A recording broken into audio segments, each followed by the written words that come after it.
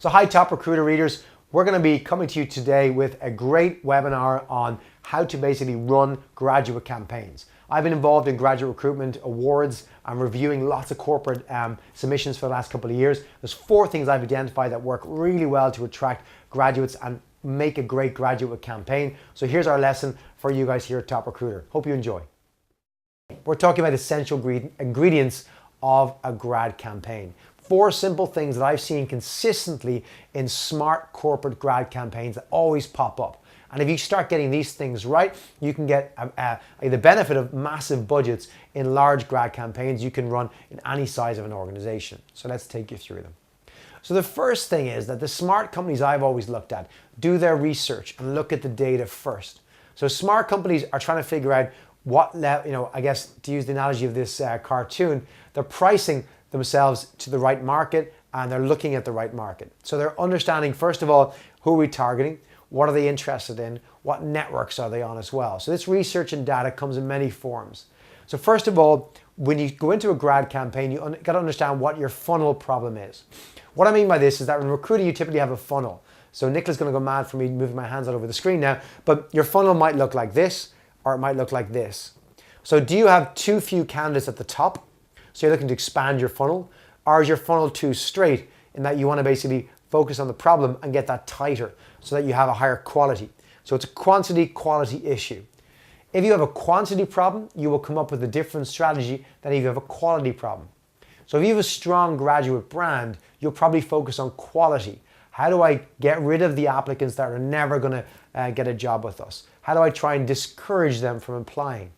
If you're a small brand, small business, you've never run a grad campaign before, you probably have a quantity problem because you can't solve quality without having a decent enough mass of applicants in the first place. So first of all, knowing what you're trying to solve is really important before you go into your campaign, because what works for somebody with a quantity problem is different than what works with somebody with a quality problem. So you got to assess that first. You got to look at performance correlation as well. So doing your research to try and decide, well, typically every year we go and hire the top grads from the top 8 universities with these degrees. It's really important to go back in any size of an organization and try and figure out if that need, that requirement actually correlates with success. So you need to go back and say, well, we always hire from these 8 universities. So what about our top employees, the best people, measured by whatever criteria? Where did they come from? How did we find them? When did they join our organization? Because it's important to try and correlate what you're asking for and then perhaps change it and say, well, you know what? We don't need people from the top degrees, from the top universities. We don't need these skills because they actually don't seem to correlate very well with success. Google earlier this year in 2013 published some information on this where they looked at their own organization and they figured out that their hiring strategy of hiring only from select universities wasn't working. It wasn't correlating with any success in the organization. So they have since scrapped it. They also took their assessment and decided that the famous Google assessment wasn't correlating. People getting through that weren't necessarily the best people in the organization. Excuse me for a second. So you need to look at those things yourself before you start just repeating what you did last year. Try and figure out what you need and what works. Also look at the competitive landscape. Who's recruiting? Who are you up against this year? And remember that when it comes to grad recruitment, a lot of grads don't have a clue what they want to do when they leave university. So therefore, when you look to get these new hires, these entrants into your organization, they may have lots of options, not just your immediate competitors within your business landscape, but competitors you wouldn't ordinarily think of are graduate competitors when it comes to hiring. So therefore, if you're at a law firm, you also compete with technology firms for, let's say, business grads who are open to where they might go next. So you got to think about what your competitors are doing and you got to stand out. So you got to do your research and understand who's hiring, what are they offering in terms of salary, benefits, what kind of campaigns are they running. And then look at the channel demographics of the places you're planning to run campaigns in. So for example, you might be hiring through Facebook because apparently Facebook's great for graduate recruitment. But maybe you're hiring agricultural students and you figure out that actually there are very few agricultural students using Facebook. Perhaps there's a different channel, maybe an offline channel you should be focusing on. So do surveys, do market research, go into universities, hand out pamphlets, interview people, figure out what channels they use before you invest all your time and energy in those. You've got to also look at the data on just general Generation Y or millennial trends to understand what motivates them. So there's lots of trends you could focus on. Some of the ones I've shown you here from True London in September, whereby there was several conversations around Gen Y and their statistics, what they buy in terms of the messaging that you send out as an employer. It's important to understand these things because oftentimes you find that a Gen X person is running the campaign and they may be slightly out of touch with the messaging that Gen Y expects. Yes, it's a generalism, but the thing about generalisms, they come from somewhere. They come from data that says statistically it's a more valid way of doing something, or statistically this market audience will tend to respond to these messages. So do your research on those things. And last but not least, iterate. So you go in with an idea and then you are willing to change. The best campaigns I've seen have gone with certain research and said, we'll start the campaign based on this research, but if we find information that should send us in a different direction, we're flexible.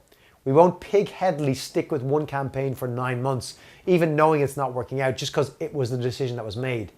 Set your campaign up so that you don't invest all your eggs in one basket at the start and you can iterate and change. What I mean by that is you perhaps might decide that a video campaign on Facebook is probably going to work out best. As a secondary channel, you'll have tweets on Twitter, but you find that Twitter is actually much better. And in fact, your Instagram photos on Twitter is doing more for driving candidates to your career site than anywhere else. Be willing to change. Maybe take some of your Facebook budget, put it into Twitter, maybe ditch the videos and take more photographs. Be willing to measure what's happening. So measuring that kind of stuff is really important. Second of all, you need to use the right tools. Your toolbox needs to be correct for your needs. You need to have a multi-channel approach. By that I mean you need to be looking at multiple channels, not just all in Facebook, all on site. You need to be on Facebook, on Twitter, on Instagram. You need to be on Pinterest if it's relevant, using LinkedIn, using off-site. So off-site, on-site, your career site, social sites. The best campaigns combine them all. Yes, you put a different amount of effort and focus into the ones that are most likely going to work for you, but you do spread it across all of those channels. You also spread it across multimedia. So you have a combination of blog posts, microblogs, photographs, videos, assessment, quizzes, questions, a whole host of different ways people can interact with you. Because it's the combination of those and then the iteration that improves those that makes your campaign successful. So we're going to have a quick look here at how Heineken have integrated social media with video in terms of how they made this video by crowdsourcing videos and applications from different social media channels, getting people to vote on social media channels, and then of course having the whole thing published on YouTube and getting the amount of hits they have. So enjoy this for a couple of minutes and come back to us. What's your management style? Passionate. Passionate. Passion. And what's your biggest weakness? Being stubborn. Stubborn, I think. Okay, give me one reason why I should hire you. Because sports is my passion. I'm really passionate about football. Really like a football.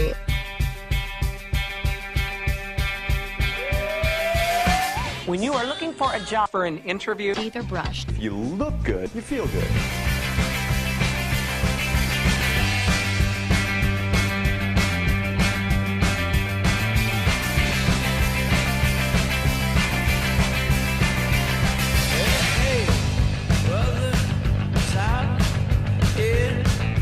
Hi. Hello. How are you? Fenomenal. Okay, Reeds. Okay.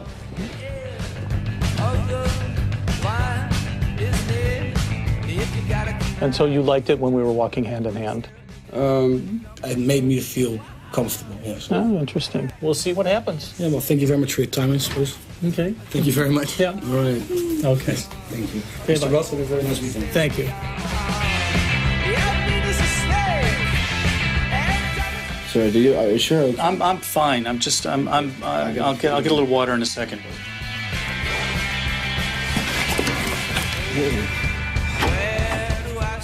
Okay, you say no? Stay away, please. If we're talking about money, how much money do you think you would like to have for the position? Last time this happened was at a disco. The disco day? Fire and passion or cold and calculated? I would say cold and calculated because... Wrong answer. Fire and passion. Other people get infected by my enthusiasm. You think I'm getting infected right now? We need to go. Come, Simon, Mr. Ross, please. Come on, we need to get going. Missing a hand here. Can you help us, please? Sir, can you help us, please? There's a fire or something. We have a gap here, sir. This one.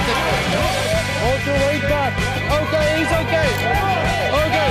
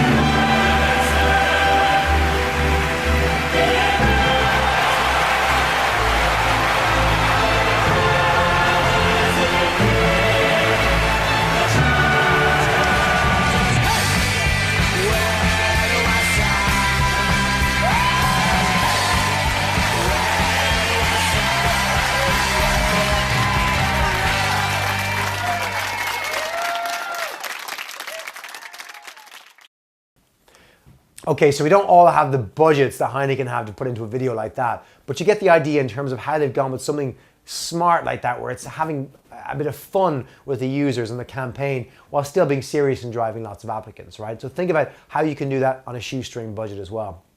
Mobile is a really important channel and another part of your toolkit.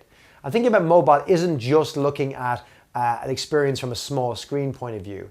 It's about things like easy apply. Mobile devices, you want to have an easy click. And so LinkedIn have launched a really good product set around this, whereby you can basically pay, as long as you're using a recruiter, for their check-in product that allows people to come to your stand or your event and click one button, type in their email address, and then it will go find them on LinkedIn and then send that data to your applicant tracking system or database so that the person isn't filling in a big long form.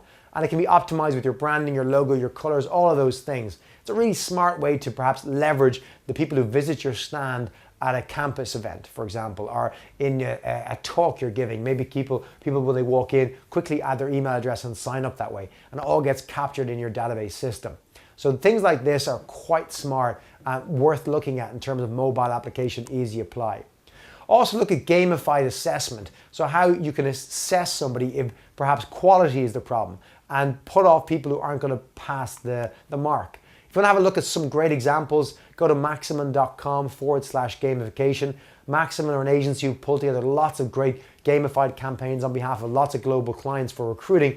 And on this link, you can find links to all those examples. So some really, really good stuff in there to have a look at for gamification in recruitment. The third thing we're going to look at is recognizing Generation Me. So Generation Me are these millennials, all right? So Time recently did a magazine talking about the me generation and a quite humorous take on that with some serious social science research. So what do we need to know about these guys? Well, Gen Me or Gen Y or Gen Millennials, whatever, the big thing, the common theme is individualization. And it's not just Gen Y, it's everybody, every candidate, but particularly around Gen Y and graduate population. They want to have personalized profiles. So Jameson ran a campaign recently, part of Irish Distillers, part of the Pernod Group. For their grad campaign here, you see that when you land on the page, you've got lots of photographs of different people who are from different countries. And the idea is that you will pick the person you most identify with. It doesn't tell you what to do, it just says, click here to learn more about people on our graduate program, past individuals who've now gone on.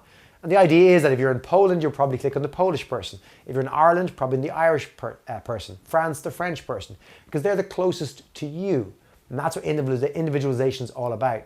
So it's great to go and put real photographs of your real staff and allow people to read bios or watch videos. It's one step further to say, I'll make sure there's people of every ethnicity, all sexes, and all different nationalities, so that no matter what way you identify yourself, you'll find someone like you and you can read their story. That level of individualization is ideal.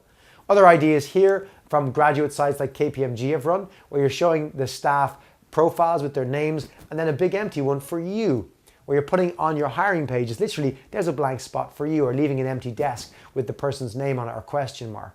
So KPMG in the UK have used this great plugin on their Facebook site, which literally allows you to then look at the individuals on Facebook who currently work there and ask them direct questions on Facebook. So literally you get to pick from their staff and then network one-on-one, but it's not really their Facebook profile, it's within a recruiting app, which you can link to here, which shows you how to do this stuff. So again, personalization and showing off your staff. And then again, you know, going back to the KPMG Switzerland example, on all their application pages, they had a little photograph of the team in the office or here having fondue at lunchtime in some restaurant in Geneva. So get the idea of personalization and individualization there.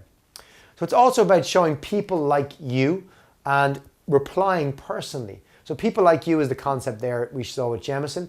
Personal replies. You might not necessarily be able to modify your recruitment site, but having a very personalized replies from somebody.